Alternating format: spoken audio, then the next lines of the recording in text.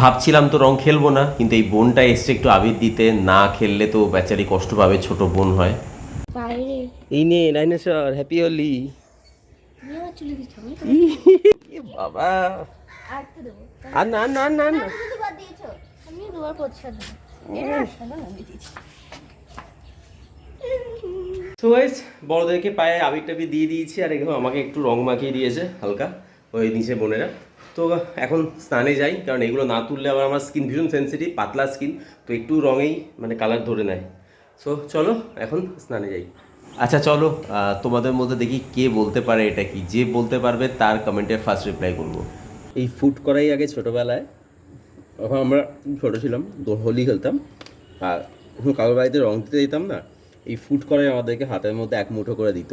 আর তখন এটা এত ভালো লাগতো, ফুড করাই, তারপর মঠ হয় না বিভিন্ন রকম কালারের, দেখবে লম্বা লম্বা গোল গোল, তো ওইগুলো দৌড়ে দিত। আর মিষ্টি দিত রং দিতে গেলে।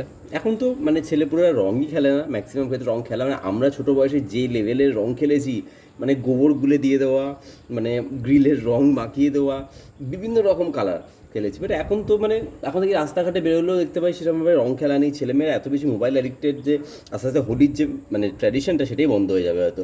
ওই কোনো জায়গায় একটা ফাংশন হচ্ছে সেইখানে গিয়ে রং খেলছে, বাট পাড়ায় রং খেলা, রিলেটিভদের সাথে রং খেলা, ফ্রেন্ডদের সাথে রং খেলা, সেই জিনিসটাই বন্ধ হয়ে গেছে। তো এই জিনিসটা খেতে খেতে হঠাৎ পুরোনো দিনের কথা মনে পড়লো, ভাবলাম তোমাদের সাথে শেয়ার করি। তোমরা কারা কারা এখনও অবধি ফুড করাই খাও আমাকে জানিও, কিন্তু আমাদের এখানে এখনও পাওয়া যাচ্ছে, তো এখন অবধি খাচ্ছি।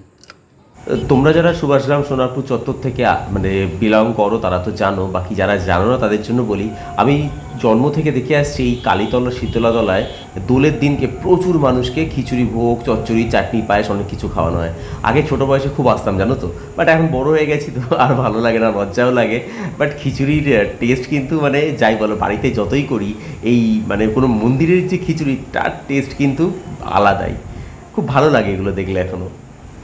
তো এইটা হইল আমার রাত্রের ডিনার। আজকে হেঁটে ফেরার সময় তন্দুরি রুটি নিয়ে এসেছি, আর তার সাথে নিয়ে নিয়েছি মাটন। তো মাটন দিয়ে তন্দুরি রুটি আমার দারুণ লাগে। কী দিয়ে খাচ্ছ? কেন মাংস খাবেন না? না বাবা, মাংস তুলে দেবো কালকে আবার করবো না। আর আমার মতন মানুষ না তোমার তো খাওয়াই দেখ, আলু ভাজাটাও কিন্তু ভালো হয়েছিল, আমি ছাকা তেলে ভেজেছি। দিয়ে খাচ্ছি আর ডালও তো আছে। এই তন্দুরি রুটি দেখবে এমনিও বেশ ভালো লাগে খেতে, হ্যাঁ। কিন্তু যদি নরম থাকে, নুন থাকে তো বেশ। না শুধু নুন না, খাবার সোডা, এইটা দই ফই দিয়ে মাখে তো ভালো হয় খেতে। দোলের দিন ডায়েটের তো সত্যানাশ হয়েই গেছে, তাহলে নিজের পছন্দসই একটু মিরিন্ডা খেয়ে নিই, কী বলো, তাই না? আমার এই মিরিন্ডাটা দারুণ লাগে খেতে, জানো তো। ছোটো থেকেই অরেঞ্জ বা ম্যাঙ্গো জাতীয় জিনিস আমার প্রচণ্ড প্রিয়। মানে ধরো ওই আইসক্রিম একটা পাওয়া যায় দেখবে, আমরাস বলে, আই থিঙ্ক আমুল বা মাদার ডেয়ারি পাওয়া যায়, দারুণ লাগে আমরাসটা। তো আর অরেঞ্জ স্টিক পাওয়া যেত 10 টাকা 5 টাকা করে, ওটাও আমার খুব ভালো লাগতো। তো অরেঞ্জ, ম্যাঙ্গো এই ফ্লেভারগুলো আমার প্রচণ্ড ভালো লাগে। সো গাইজ চলো, আজকে হোলি তোমরা সব কেমন কাটিয়েছো সেটা জানার জন্য আমি লাইভে আসবো এই সপ্তাহে, মানে কামিং উইকে, নট এই উইক তো অলরেডি শেষ আজকালের মধ্যে। তো পরের সপ্তাহে লাইভে আসবো, তোমাদের সাথে জমিয়ে আড্ডা হবে। তো আজকের মতো এখানেই, চলো টাটা, গুড নাইট।